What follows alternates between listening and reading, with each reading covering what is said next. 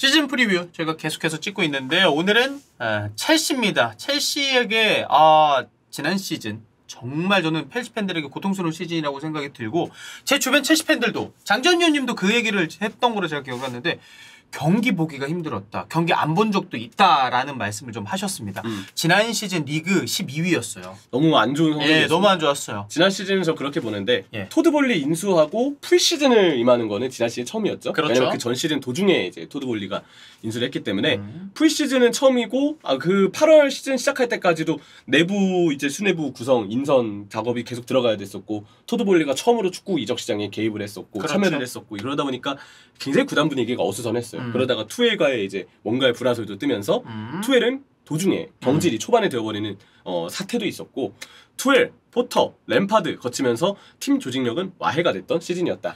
감독마다 저마다의 아쉬움들도 좀 있었고 그렇죠. 그래서 투엘은 지금 바이에른 뮌헨에서도 좀 그런 평가를 아직은 받고 있는 우려점이 있는데 갈수록 공격력이 떨어지고 있다. 공격 전술을 근데 그건 있어요. 감독은 하프라인 위쪽까지 전진하는 걸 이제 이끌어주는 역할이지 그 위에서 골 넣는 거는 선수의 몫입니다. 그러네. 근데 사실 선수단의 문제도 분명 크기는 한데 근데 투엘 감독의 어쨌든 조금 단조로웠던 팀 공격력 그 부분에 대해서도 약간 투엘 말미 때는 사실 얘기가 좀 나왔거든요. 그런 어떤 아쉬운 목소리들이 나오다가 이와는 별개로 좀 내부적인 어떤 이유로 인해서 경질이 좀 됐고 포터 단조로운 측면 공격과 선수 활용 방식에 대한 의문이 좀 남았던 그렇죠. 재임식이었고 램파드는 총체적 난국이었죠. 램파드 아까 제가 초반에 말씀드렸던 첼시 팬들이 굉장히 경기 보는데 어려워했을 때가 이제 램파드 부임했을 때입니다. 램파드는 제 생각엔 전 그렇게 표현하는데 그냥 다 내려놨던 것 같아요. 근데 이제 감독 시즌 중인데도 불구하고 다 내려놓고 있었다. 이 표현이 어떤 의미인지 아시겠죠? 정말 좋지 않았습니다. 저는 첼시스러움이라는 얘기를 하는 게 항상 첼시는 우승을 하는 팀이에요. 그렇죠. 우리가 이제 또 해외 축구 저희와 이제 비슷한 세대분들은 다 느끼시겠지만 첼시는 항상 시즌마다 트로피가 있었고요. 그러지 않았던 시즌이어도 무언가의 성과를 그래도 냈던 시즌이에요. 혹은 그러지 않았던 무리뉴 2015-16 시즌처럼 정말 부진했던 시기라 해도 그 다음 시즌에 반등을 해서 리그 우승을 하는 것처럼 콘테의 첫 시즌 때 그런 것처럼 역시 첼시는 항상 뭔가 성공을 하고 무언가를 이뤄내는 그러다 보니까 우리가 해외 축구를 봤던 비교적 최근 시즌들 무려 2번이나 챔피언스리그를 우승했던 것도 저는 그런 이유들이 있다고 생각을 하는데 그런 첼시스러움이 완전히 사라진 시즌이었고요. 팀 체계가 무너진 시즌이었고요. 시즌이 끝나고 이런 게 그래도 뭔가 남았다. 좀 추억할 거리가 남았고 성과가 남았다. 이런 게 항상 축구 팬분들에게는 있거든요. 시즌마다. 그러니까 그것 때문에 다음 시즌이 기대가 되고 성장했구나. 다음 시즌에는 이 전술 보여주겠구나 싶은데 그게 하나도 없으니까 냉정하게. 그냥 지난 시즌 남았던 거는 제 생각에 그냥 월드컵 위너 엔소 페르난데스가 맞구나. 엔소 페르난데스는 정말 정말 잘 되렸죠. 사실 그때도 너무 비싼 거 아니냐 했는데 엔소 페르난데스라도 없었으면 큰일 났죠. 진짜. 그리고 진짜 티아고 실바 여전하구나. 말고는 사실 남는 게 별로 없는 시즌이에요. 기억이 진짜 안 남는 거. 그 정도로 너무나도 좋지 않았던 시즌입니다. 자, 인앤아웃부터 가보도록 하겠습니다. 그래서 첼시 스쿼드 얘기할 때 정리부터 잘해야 된다. 그리고 잘 데려와야 된다라고 했는데 저는 첼시 정도의 인앤아웃이면 올 시즌 프리미어리그에서 거의 최상급으로 인앤아웃 잘 뽑지 않았나 생각 듭니다. 그쵸? 정리 너무 잘했고. 진짜 잘했어요. 그래서 지금 보면 이제 은쿵쿠, 디사시, 잭슨, 우고추쿠, 안젤루, 모레이라, 산체스까지 지금 보강된 포지션 보잖아요. 일단 2선 공미, 수비진 뎁스, 디사시 영입을 통해서 골키퍼, 로베르트 산체스. 지난 시즌 보니까 산체스 너무 안 좋긴 했거든요. 실수 너무 많긴 했는데 그래도 산체스가 좀 이번에 첼시에서는 좀 반등을 해주길 바라겠고 그리고 또 하나는 어린 유망주들 안젤루라든지 우고추쿠, 니콜라 잭슨 다 정말 좋은 선수들이거든요. 아니 프리시즌 때 프리시즌은 사실 증명했다라는 말이 좀 어렵긴 합니다. 정규 시즌 아닙니까? 근데 기대가 되잖아 하는 거 보니까. 맞아요. 우고추쿠는 그냥 제가 리그왕에서도 봤던 플레이가 있어서 기대를 하고 잭슨과 안젤루는 프리시즌에 증명을 해줬기 때문에 그래서 이 어린 선수들 보강도 성공했던 거는 아주 좋습니다. 그리고 임대 복귀생 브라이튼의 코릴. 코릴.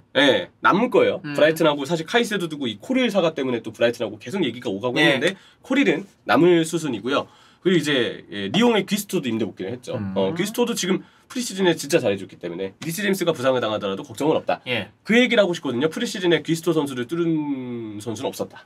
귀스토 뚫리지 않았다. 그 얘기를 하고 싶고 또 이제 바스코 다가마에서 임대 복귀가 된 산투스. 아까 얘기했던 이제 삼선의 유망주 산투스. 그런 어떤 유망주들의 또 인연의 일시 산투스도 빼놓을 수 없고 그리고 임대 복귀 하나가 더 있어요. 더 있죠. 묵직하죠. 인텔의 루카쿠. 맞습니다. 루카쿠 어떻게 될지 모르겠어요. 이 선수 지금. 유벤투스 얘기가 있어요. 그리고 유벤투스로 이제 가면서 블라우비치가 첼시로 올 수 있다 이런 얘기들이 있는데 있는데 이게 아마 8월 꽤 큰 이슈가 되지 않을까 생각을 합니다.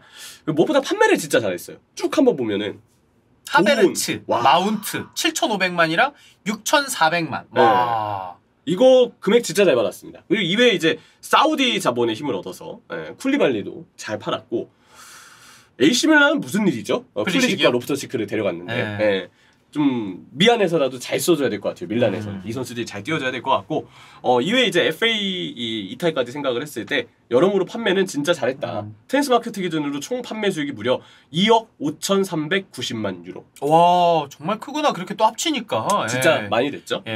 새 감독도 왔습니다. 마우리시오 포체티노. 어린 선수들하고 또 시너지가 워낙 잘 나는 그동안의 감독 경력을 자랑하기 때문에 포체티노가 참 지금의 첼시와는 좀 어울리는 인물이라고 생각을 하는데요. 하지만 아직 부족한 부분이 있습니다. 삼선 아직도 결론이 안 났어요. 그렇네. 일단 뭐 엔소 페르난데스가 뭐 혼자 뛸 가능성도 있습니다만 뭐 옆에 파트너도 있어야 되는데 파트너 그러면은 누구 쓰지? 그러면 산토스 그냥 선발로 나오려나 이 생각이 들고 지난 시즌 동안에 이미 뭐 조르지뉴가 이탈을 했고 그리고 캉테 코바치치 다 이번 여름에 이제 팀을 떠났죠. 그렇죠. 조코캉이 다 나갔습니다. 삼선 새롭게 꾸려야 되는데 뭐 어린 유망주 이제 산투스. 근데 프리시즌 때 보면 산투스가 뛰어도 될 것 같아요. 진짜 잘하긴 하니까. 그리고 갤러거도 어쨌든 삼선으로 내려서 쓸 수 있는데 좀 주전급 선수가 필요해요. 엔소의 파트너로. 삼선 진짜 보강 필요하다. 게다가 지난 시즌 첼시가 그 삼선에서의 수비력에 문제가 발생하면서 역습에 의한 실점이 많았거든요. 그래서 엔소보다도 수비를 더 전담해주고 많이 가져가줄 수 있는 활동량 가져가줄 수 있는 선수가 필요하다. 수비형 미드필더에 대해서 저는 그래서 무조건 보강이 필요한데 카이세도로 계속 갈지 아니면 다른 선수를 노릴지 좀 지켜보도록 하겠고요. 더 확실한 공격 자원이 필요합니다. 잭슨이 등장해주면서 최전방 공격수에 대해서는 그래도 좀 뭔가 급한 해결이 될 것 같고 끈 것 같은데 드디어 찾았다 제2의 드록바. 맞아요. 물론 그래도 어린 선수니까 좀 더 확실한 공격수를 좀 원할 수는 있을 것 같아요. 그래서 잭슨과 그 공격수가 같이 뛰는 그런 그림은 좀 원할 수도 있는데 그게 아니더라도 오른쪽 포워드도 보강이 필요합니다. 스털링 프리시즌 때 보잖아요. 근데 스털링이 제일 안 좋은 것 같아. 너무 안 중에서는 그래. 지금 무드릭 걱정할 때가 아니에요. 스털링 걱정을 해야 될 텐데. 저는 무드릭 올해는 괜찮을 것 같아요. 많은 분들이 그 무드릭을 약간 호날두에 비유하면서 신무형이다 막 이렇게 얘기를 하는 그 밈이 너무 재밌더라고요. 무드릭은 제가 보기에도 잘할 것 같아요. 저는 무드릭은 괜찮은데 문제는 이제 스털링이 프리시즌 때 보잖아요. 자기가 때리고 자기가 막 탄식을 해. 안 풀려서 자기가 막 답답한 거예요. 근데 그거는 이제 본인 개인 느끼기에도 자기가 지금 반등할 수 있는 포인트를 못 잡고 있다는 건데. 지난 시즌도 사실 스털링이 이적을 해서 뭔가 이 선수에게 바랬던 온더블이라던가 드리블 돌파라던가 이런 걸 바랬는데 사실 많이 나왔다고 보기가 어려웠던 시즌이었단 말이에요. 그냥 결정력만의 문제가 아니었고요. 그렇지. 전체적으로 드리블도 점점 떨어지고 있고 오프너볼도 열심히는 뭐 뛰려고 하는데 갈수록 그냥 경기에 미치는 영향력이 줄어드니까 오른쪽인 포워드가 저는 어쩌면 톱보다 좀 더 급하지 않을까 보강이 급하지 않을까라고도 보고 있습니다. 저도 좀 비슷하게 보는 게 그러니까 잭슨이 뭐 나중에 뭐 시즌 들어가서 고립되거나 골이 안 터질 수가 있는데 그거는 왼쪽에서 무드릭이 좀 넓은 공간에 속도감 있게 하면은 두 선수는 시너지가 좋은 걸 우리가 확인을 했으니까 괜찮게 살아날 수 있는데 오른쪽이 더 위험하다라는 생각이 들어요. 톱은 잭슨을 무드릭이 어떻게 보면 살리거나 문쿵쿠가 살아나면서 같이 살 수 있는데 얘는 어떻게 살아야지? 저는 이거 좀 고민이 많이 돼요. 진짜 어떻게 살려야지? 이런 느낌으로. 그래서 이거는 새로운 수혈이 필요하다. 그렇게 오른쪽은 좀 정리를 할 수가 있겠습니다. 자, 예상 라인업부터 한번 볼까요? 네, 이렇게 일단 짰는데 이 포파나의 장기 부상. 그래서 웨슬리 포파나 아마 올 시즌에 뛴다 하더라도 막판에 될 거고 주전으로 바로 우리가 시즌 구상을 하기는 쉽지가 않죠. 근데 이제 디사시가 영입이 됐잖아요. 포체티노가 디사시를 어느 정도 바라보고 있는지가 변수일 것 같아요. 그러면 센터백이나 오른쪽 풀백에 이제 디사시가 출전하는 빈도가 좀 늘어날 수도 있다. 지금 이제 어느 정도 디사시를 좀 구상하고 있는지를 봐야 되고 리스 제임스가 주전이긴 할 텐데 결국 리스 제임스는 왠지 또 다치지 않을까에 대한 우려점이 있어서 이게 상수가 되버렸으니까 나오면 너무 대단한 선수입니다. 사실 뭐 킥도 좋고 뭐 너무 좋죠. 수비도 잘하고. 그래. 근데 리스 제임스는 부상에 대한 이슈가 있고 제 생각에 제임스가 못 나오더라도 기스토가 나와서 주전 자리 차지해도 될 것 같아요. 기스토 잘합니다. 그런 점들을 봤을 때 이렇게 예상 라인업을 좀 꾸렸고요. 삼선은 결국 이제 산토스가 어리지만 보여줬으니까 프리시즌 때 보여줬으니까. 하지만 감독마다 왠지 이 선수가 프리시즌 때 좋은 걸 보여줬다고 해도 좀 더 프리미어리그 경험이 있는 선수를 초반에는 믿고 가려고 할 수도 있어요. 왜냐면 갑자기 삼선에 갤러가 나올 수도 있어. 지금 만약에 카이세도가 어떻게 될지 모른다면.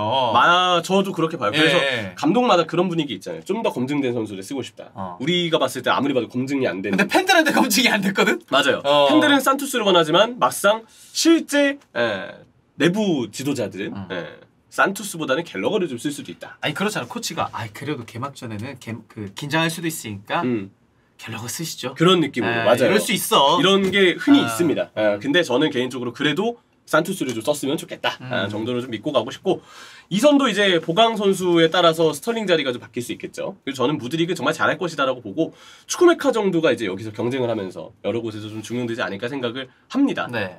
일단은 포백 나왔는데 뭔가 7엘 나와 있는 거 생각하면 쭉 올라가고 무드릭도 올라가고 이러면 좀 변형 3백 이렇게도 좀 가능성 있지 않아요? 그쵸. 네. 기스토나 리스잼스가 좀 후방에서 빌드업에 관여가 되는 3-2-4의 형태가 될 거고, 프리시즌스에 이거 많이 썼습니다. 그리고 주목할 점은 포체티노가 경기마다 이제 상황에 따라서 빌드업 대용이 되게 유연하게 꾸렸어요. 3-2로 빌드업을 하다가 엔소만 후방에 있고 나머지랑 올라가는 3-1이 맞아. 그 전반 후반 다르게 하고 이랬었죠. 혹은 이제 풀백 2명을 그냥 올리는 방식의 전통적인 포백의 2-4 형태의 빌드업도 풀럼전에 구사를 했었습니다. 유연하게 빌드업 방식을 혼용할 것 같아요. 포체티노가 이전 팀에서는 사실 그런 모습을 보여주지 않았는데, 오히려 첼시에서는 그동안 본인도 좀 뭔가 보완할 점을 느꼈는지 조금 더 프리시즌 동안에 유연하게 빌드업 체계를 꾸렸고, 이게 실전에도 드러날 거라고 기대를 좀 하고 있고요. 포체티노 팀이잖아요. 빠른 공수전환과 강한 전방 압박이 팀의 핵심이 될 겁니다. 그리고 어린 자원들이기 때문에 그렇게 많이 뛰는 축구를 구사하는데 그게 무리가 없다는 점도 기대할 수 있을 거라고 보고요. 지난 시즌 역습에 의한 공격 시도와 득점이 좀 적었던 첼시인데, 포체티노는 좀 빠른 템포를 그래도 지향하는 바가 있거든요. 네. 그리고 역시 잘할 수 있는 부분이 최전방 자원의 어떤 속도감, 이런 부분을 살릴 수 있는 부분인데, 포체티노가 오면서 조금 더 역습에 의한 득점이 살아나지 않을까. 그리고 무엇보다 득점력 자체도 문제가 있었는데, 잭슨과 새로 오는 공격 자원들, 그리고 폼이 살아날 수 있는 우리 무드릭이 조금 더 성장을 해줬으면 좋겠다 생각을 하고요. 근데 이제 이 전술의 약간의 관건이라면 7회도 올라가는 걸 선호하고 무드릭도 폭을 일단 벌려놓고, 그렇죠. 샤우타르 시절에 보면 측면 따라서 오프더블 움직임 가져가는 게 좀 좋은 선수거든요. 고간이 있어야 돼요.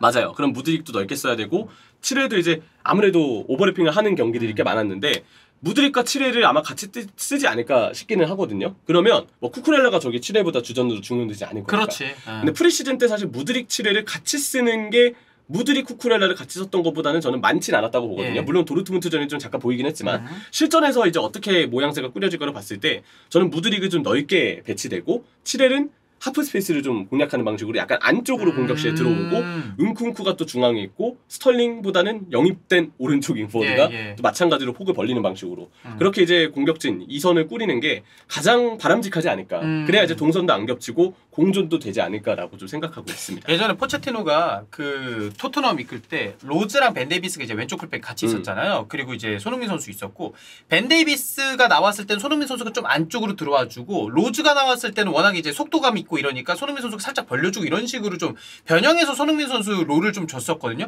그렇게 좀 해야 쿠쿠렐라랑 7회를 쓰지 않을까라는 생각을 해요. 그게 딱 제가 보기에도 이 왼쪽 라인의 선수들을 살려낼 수 있는 방법이 되지 않을까. 쿠쿠렐라가 들어오면 아마 쿠쿠렐라가 또 빌드업 시 3선으로 들어올 거예요. 근데 공격 가담을 많이 하진 않고 3선에서 패스해주고, 그때 7회랑 7회보다는 이제 다른 이 은쿵쿠나 추쿠메카 같은 선수와 무드릭이 같이 하프 스페이스랑 측면을 타격하는 그런 그림이 되지 않을까 생각을 하는데, 7헬이 뛰고 쿠쿠렐라가 뛰고에 따라서 빌드업 대응은 또 얼마든지 변화가 있을 겁니다. 뭐 상대 팀마다도 있을 거고. 자, 관전 포인트 한번 볼까요? 올 시즌? 일단 지금 선수단 구성이 아직 완료되지 않았어요. 3선 보강을 해야 되고 공격진 보강 여부까지 이 두 가지 여부가 시즌 결과와 직결된 요소입니다. 근데 팬들 입장에서는 물론 뭐 루카쿠는 떼놓고 볼게요. 3선 하나 주전급 데려오고, 뭐 오른쪽 윙포드나 톱 하나 딱 데려와서 보강했어. 그러면은 이 보강만큼은 팬들이 만족할 만할 것 같아요. 그렇죠. 그래서 그렇게 되면 판매도 보강도 다 잘하는 거니까 이적 시장이 정말 크게 웃을 수 있는 첼시가 될 거라고 보고, 초반 일정에 변수가 좀 있습니다. 리버풀, 웨스트햄, 루턴, 노팅엄인데 사실 웨스트햄과도 첼시가 좀 힘겨운 맞대결을 펼친 적이 많아서 런던 더비죠. 초반 일정이 좀 빡세다라고 정리할 수 있겠고, 이렇게 봅니다. 무엇을 하더라도 지난 시즌보다는 낫다. 지난 시즌보다 이 정도 보강했는데 못하잖아요. 저는 이거 언급하기도 어려울 정도일 것 같아요. 맞아요. 물론 아직 포체티노의 첫 시즌이고 스쿼드가 다 완성되지 않은 부분을 변수로 봐야 되겠지만 최악의 시즌 이후에 어떻게든 반등은 좀 가능할 거라고 보고, 개인적으로는 기대하고 있어요. 지난 시즌보다는 더 나을 것이고 팀적으로 경기력적으로 좀 칭찬을 받는 분위기가 있을 것이다. 하지만 아직 공격수 쪽에 대한 어떤 보강, 3선에 대한 보강이 생각보다는 타이밍이 좀 늦기 때문에 이 부분 때문에 발생되는 일부 변수가 조금 이제 변수로 첼시 시즌에는 작용할 가능성이 있다고 생각을 합니다. 이게 12위잖아요. 저는 첼시라는 팀한테는 20위가 바닥이 아니고 그 정도도 충분히 바닥이라고 생각을 하는데, 바닥 치고 딱 올라가야 되는데 이거보다 더 밑에 지하가 있었다 첼시에게? 이거는 상상하기도 어렵다. 첼시 팬들 입장에서도 지난 시즌 보기 어려웠는데 포체티노랑 새로운 감독까지 오고 이렇게 좋은 선수들 데려왔는데도 더 안 좋다? 저는 쉽지 않을 거라 봅니다. 저는 그래서 그렇지 않고 올라갈 거라고 예상해요. 첼시. 저는 예상 성적 얘기하겠습니다. 진짜 이거 우리 숫자 얘기할 거예요? 쉽지 않은데. 몇 위? 4위. 첼시 4위. 전 포체티노와 첼시의 시너지가 되게 잘 나올 거라고 생각해요. 저도 만약에 정말 괜찮은 성적 내면 저도 4위까지 생각을 하고 4위에서 6위, 4위, 6위 딱 그 사이 정도 봐요. 그 정도. 4, 5, 6위. 그 정도도 예상 가능하니까. 근데 맞아요. 잘 되면 4위고. 근데 이 4위는 삼성과 공격진 보강 다 한다는 전제하에 4위입니다. 그리고 6위 밑으로까지는 가진 않을 것 같아요. 올 시즌은. 안 좋아도 6위 밑으로 가진 않을 것 같은데 이쪽 보강이 잘 안 되면 5, 6위권에 맴돌 것이다. 그렇게 볼 수 있지 않을까 생각이 드네요. 물론 이런 시즌 전 예상들 다 틀립니다. 그리고 지금 이적 시장 어떻게 될지 모르니까. 아무튼 근데 괜찮을 것 같다라는 얘기예요. 지난 시즌보다는. 그래서 첼시로 한번 지켜보도록 하겠습니다.